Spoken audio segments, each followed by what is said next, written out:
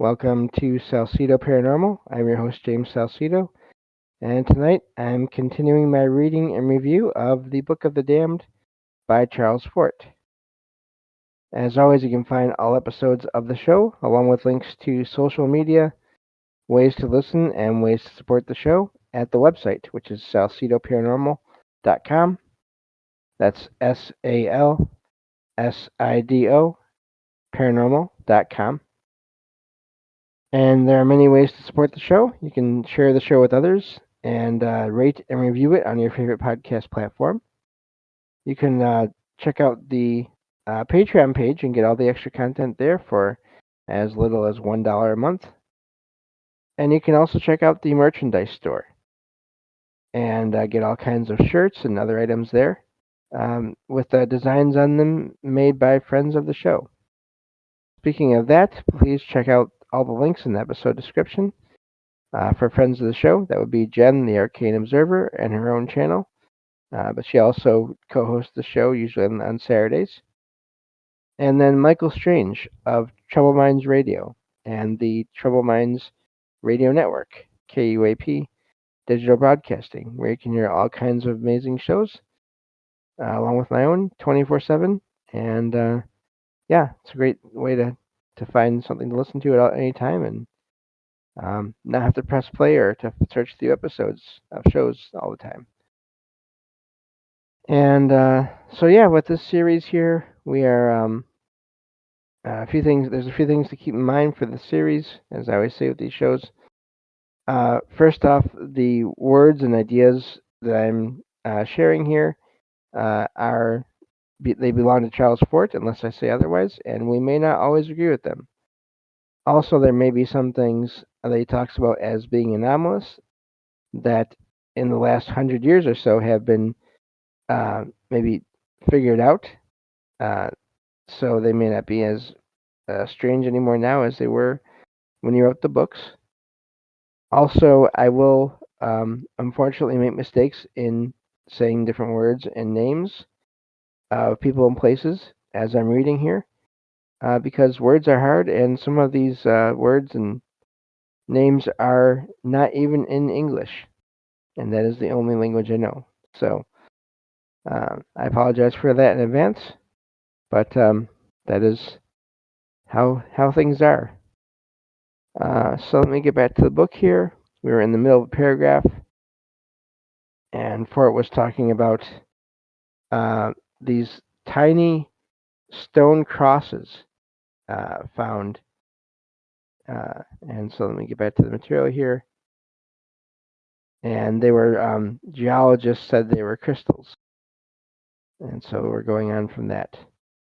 The writer in Harper's Weekly points out that this holdup, or this anesthetic, if theoretic science, be little but attempt to assuage pangs of the unexplained, fails to account for the localized distributions of these objects, which make me think of both aggregation and separation at the bottom of the sea. If from a wrecked ship, similar objects should fall in large numbers, but at different times. But some are Roman crosses, some St. Andrew's, some Maltese. Conceivably, there might be a mineral that would have a diversity of geometric forms, at the same time restricted to some expression of the cross, because snowflakes, for instance, have diversity but restriction to the hexagon. But the guilty geologists, cold-blooded as astronomers and chemists, and all the other deep-sea fishes, though less profoundly of the pseudo-saved than the wretched anthropologists, again, these are Fort's words, not mine, disregarded the very datum that it was wise to disregard. That the fairy crosses are not all made of the same material. Yeah, that complicates things. It's the same old disregard, or it's the same old psychotropism, or a process of assimilation. Crystals are geometric forms. Crystals are included in the system. So then fairy crosses are crystals. But that different minerals should, in a few different regions, be inspired to turn into different forms of the cross is the kind of resistance that we call less nearly real than our own acceptances. We now come to some cursed little things that are of the lost, but for the salvation, he's using a lot of quotation marks here, which scientific missionaries have done their damnedest. Pygmy flints. They can't very well be denied. They're lost and well known. Pygmy flints are tiny prehistoric implements. Some of them are a quarter of an inch in size. England, India, France, South Africa. They've been found in many parts of the world, whether showered there or not. Let's see here. They belong high up in the froth of the accursed. They are not denied, and they have not been disregarded. There is an abundant literature upon the subject. One attempt to rationalize them, or assimilate them, or take them into the scientific fold has been the notion that they were toys of prehistoric children. It sounds reasonable, but of course, by the reasonable we mean that for which the equally reasonable but opposing has not been found out, except that we modify that by saying that though nothing finally resemble, some phenomena have higher approximations to reasonableness than have others. Against the notion of toys, the higher approximation is that where pygmy flints are found, all flints are pygmies, at least so in India, where when larger implements have been found in the same place, there are separations by strata. And it has Wilson in parentheses here. And let me see here. Looking at the chat here. Dawn says, strange for crystalline pattern to change or cross. Yeah, unless he meant carved of crystal. And I don't think he does, because it seems like what he's saying to me anyway is that they claim that those crystals just naturally form there. Starolite is the only one I can think of. Okay. Huh. Yeah, I don't know. But getting back to the material here, the datum that just at present leads me to accept that these flints were made by beings about the size of pickles. Okay, that's odd. Is a point brought out by Professor Wilson. Let's see here. National Museum, 1892-455. Not only that the flints are tiny, but that the chipping upon them is minute.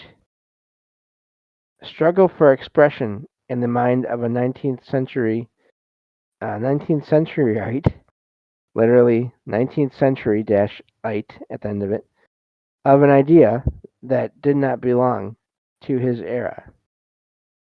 In Science Gossip 1896-36, R.A. Galty says, quotation marks, so fine is the chipping that to see the workmanship a magnifying glass is necessary, in quotation marks.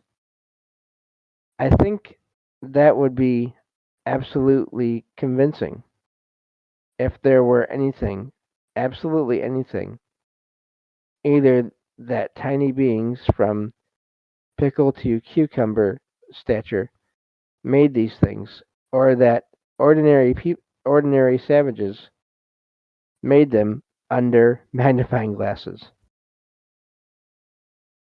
The idea that we are now going to develop or perpetrate is rather intensely of the accursed or the advanced. It's a lost soul, I admit, or boast, but it fits in. Or, as conventional as ever, our own method is the scientific method of assimilating.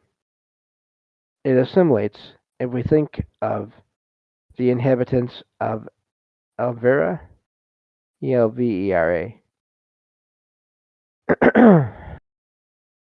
uh, by the way, I forgot to tell the name of the giant's world, Monstrator. I think he's kind of joking, half joking, maybe not, I'm not sure. Anyway, spindle-shaped world, about 100,000 miles along its major axis. More details to be published later. Yeah, I wonder if he's kind of joking there or making things up too. Be more interesting, I'm not sure. Anyway, but our coming inspiration fits in. If we think of the inhabitants of Elvira as having only visited here, having in hordes as dense as clouds of bats come here upon hunting excursions, for mice, I should say, for bees, very likely, or most likely of all, or inevitably to convert the heathen here, horrified with anyone who would gorge himself with more than a bean at a time, fearful for the souls of beings who would guzzle more than a dewdrop at a time. Hordes of tiny missionaries, excuse me, determined that right should prevail, determining right by their own minutenesses. They must have been missionaries, only to be is motion to convert or assimilate something else. The idea now is that tiny creatures coming here from their own little world, which may be Eros, though I call it Elvira, would would flit from the exquisite to the enormous, gulp of a fair-sized terrestrial animal, half a dozen of them gone and soon digested. One falls into a brook, torn away in a mighty torrent, or never anything but conventional. We adopt from Darwin, in quotation marks, the geological records are incomplete, close quotation marks. Their flints would survive, but as to their fragile bodies, one might as well search for prehistoric frost traceries. A little whirlwind, Alverin carried away 100 yards. Body never found by his companions. They'd mourn for the departed. Conventional emotion to have. They'd mourn. They'd have to be a There'd have to be a funeral. There's no getting away from funerals. So I adopt an explanation that I take from the anthropologist's burial in effigy. Perhaps the Alvarians would not come to this earth again until many years later. Another distressing uh, occurrence. One little mausoleum for uh, all burials in effigy. London Times, July 20th, 1836. That early in July 1836, some boys were searching for rabbits' burrows in the rocky formation near Edinburgh, known as Arthur's Seat. In the side of a cliff, they came upon some thin sheets of slate, which they pulled out. Little cave. 17 tiny coffins, 3 or 4 inches long. In the coffins were miniature wooden figures. They were dressed differently, both in style and material. There were 2 tiers of 8 coffins each, and a third tier begun with 1 coffin. The extraordinary datum, which has especially made mystery here, that the coffins had been deposited singly in the little cave, and at intervals of many years. In the first, the coffins were quite decayed, and the wrappings had mouldered away. In the second tier, the effects of age had not advanced so far, and the top coffin was quite recent looking. And so that really is amazing. There, I never heard this before. Uh, yeah, it's really amazing. These I never heard this before. Um, so yeah, it is odd. He's usually quite precise with measurements. Right. I wonder if they just didn't have whatever his sources are. That they didn't have it. They didn't have the exact numbers or what happened there. But yeah, I don't know. I wonder if those boys were cursed. I don't know. Yeah, I'd be curious to find out if there was any anomalous activity that happened around them afterwards.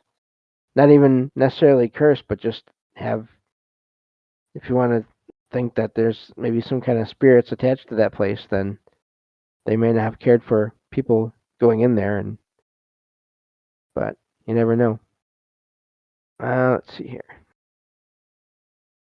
In the proceedings of the Society of Antiquarians of Scotland, 3-12-460, there is a full account of this find.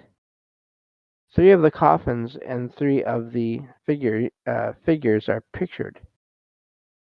So Elvira, with its downy forests and its microscopic oyster shells, and if the Alvarians be not very far advanced, they take baths with sponges the size of pinheads, or that catastrophes have occurred, that fragments of Elvira have fallen to this earth. In Popular Science 20-83, Francis Bingham, writing of the corals and sponges and shells and crinoids that Dr. Hahn had asserted that he had found in meteorites, says, judging by the photographs of them, that their notable peculiarity is their extreme smallness. The corals, for instance, are about 1/20th the size of terrestrial corals. They represent, in quotation marks, they represent a veritable pygmy animal world, in quotation marks, says Bingham. Let's see here. Okay. The inhabitants of Monstrator, and that's the name he's giving to Giant World, and Elvira, which is the name he's giving to the tiny people world, were primitives, I think, at the time of their occasional visits to this earth. Though, of course, in a quasi existence, anything that we semi phantoms call evidence of anything may be just as good as evidence. Sorry, may be just as good evidence of anything else. Logicians and detectives and jurymen and suspicious wives and members of the Royal Astronomic Society recognize this indeterminateness, but have the delusion that in the method of agreement there is final or real evidence. The method is good enough for an existence that is only semi-real, but also it is the method of reasoning by which witches were burned, and by which ghosts have been feared. I'd not like to be so unadvanced as to deny witches and ghosts, but I do think that there never have been witches and ghosts like those of popular supposition. But stories of them have been supported by astonishing fabrications of details and of different accounts in agreement.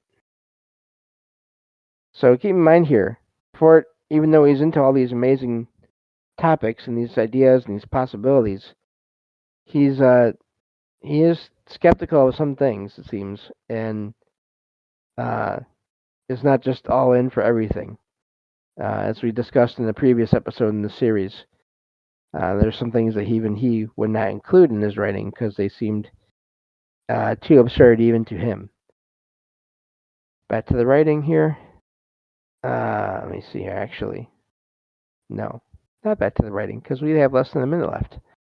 But so yeah, one of these previous episodes of this series, we got to a point where Fort mentioned that that he didn't believe in all the things he found. So Dawn says he alludes to aliens so much. He does. It's really amazing, and that's why I keep mentioning it. I keep bringing it up again when he does because he uses different terms, but it's still there. If you listen and or read enough, it's still there, and it's amazing. And that's all the time we have for this episode. Thank you all for listening, and I'll talk to you all next time on Salsido Paranormal. Take care.